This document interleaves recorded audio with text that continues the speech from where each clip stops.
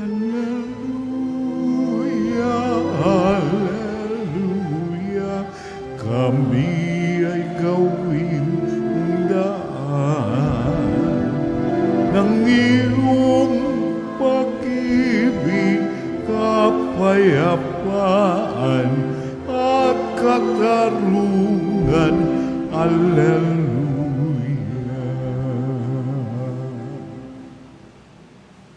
Sumainyo ang Panginoon. At sumaiyo rin. Ang mabuting balita ng Panginoon ayon kay San Lucas. Papuri sa iyo, Panginoon.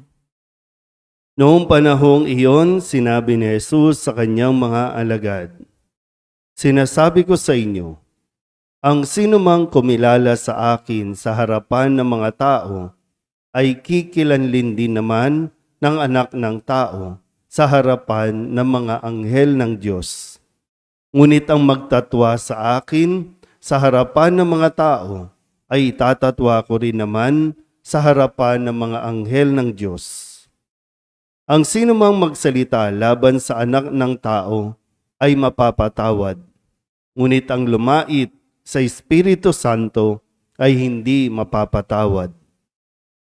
Kapag kayo'y dinala nila sa sinagoga o sa harapan ng mga tagapamahala at ng mga may kapangyarihan upang litisin, huwag ninyong isipin kung paano ninyo ipagtatanggol ang sarili o kung ano ang inyong sasabihin, sapagkat sa oras na iyon, ang Espiritu Santo ang magtuturo sa inyo kung ano ang dapat ninyong sabihin."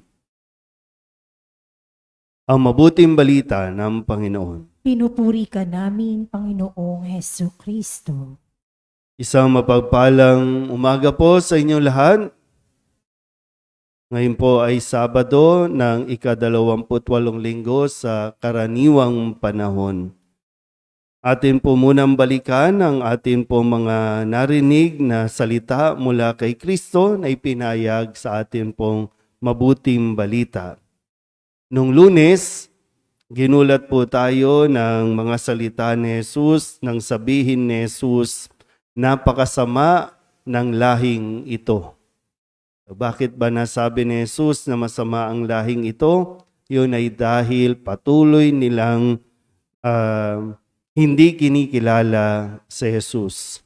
Patuloy nilang nire-reject sa pamamagitan ng paghingi ng mga palatandaan na siya ba talaga ang anak ng Diyos? Siya ba talaga ang Mesiyas? Pero wala nang ibang ipinakita si Jesus. Bagamat ito po yung nasabi, no? Napakasama ng lahing ito.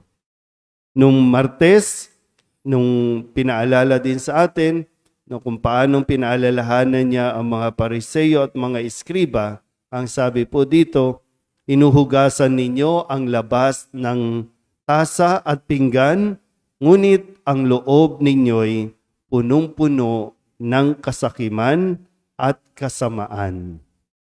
Hindi tayo pwede maiwan sa panlabas dahil higit na kailangan nating suriin ang panloob natin, yung nangyayari sa kalooban. No?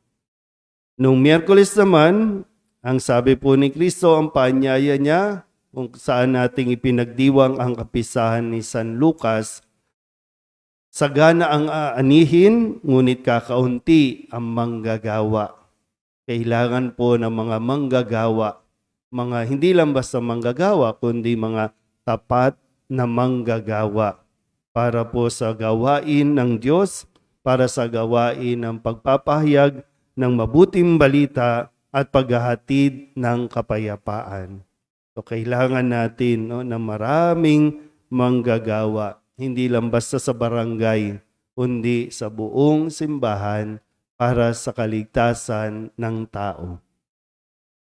Nung Huwebes, ang sabi naman ni Kristo sa kanyang talagang tuwirang pakikipag-usap sa mga Pariseo at mga Iskriba, ang sabi po niya, "Kawawa kayo mga dalubhasa sa kautusan, sapagkat inalis ninyo ang susi ng karunungan.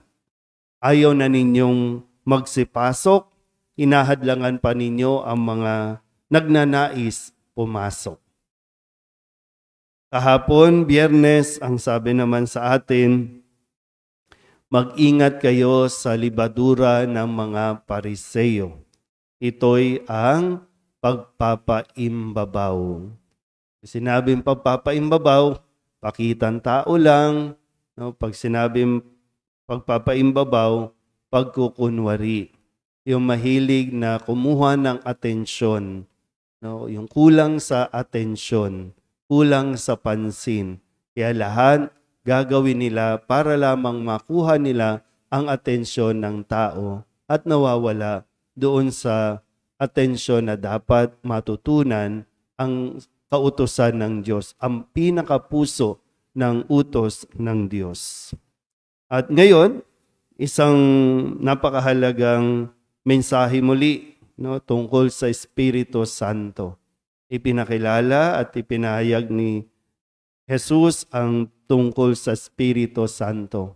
Kaya nga sabi niya, ang sino mang magsalita laban sa anak ng tao, mapapatawad, kayang patawarin. Ngunit ang lumait sa Espiritu Santo ay hindi mapapatawad. Parang sinasabi sa atin, okay lang kung sa akin, okay lang. Kung gusto nyo kong siraan, kung gusto nyo kung ano man ang gawin ninyo, mag-sorry ka lang, okay. Madaling patawarin niya ng anak ng tao. Pero wag na wag sa Espiritu Santo. Mismong ipinahayag dito, no? Walang kapatawaran. Kapag nilait natin, kapag binastos natin ang Espiritu Santo. Sana po maging malinaw itong bagay na ito, no, na atin pong, kung saan din nakasentro ang ating pananampalataya. Ama, Anak, at Espiritu Santo. At nakilala na, no, kung paano tayo dapat na kumilos sa harapan din ng Espiritu Santo. Amen?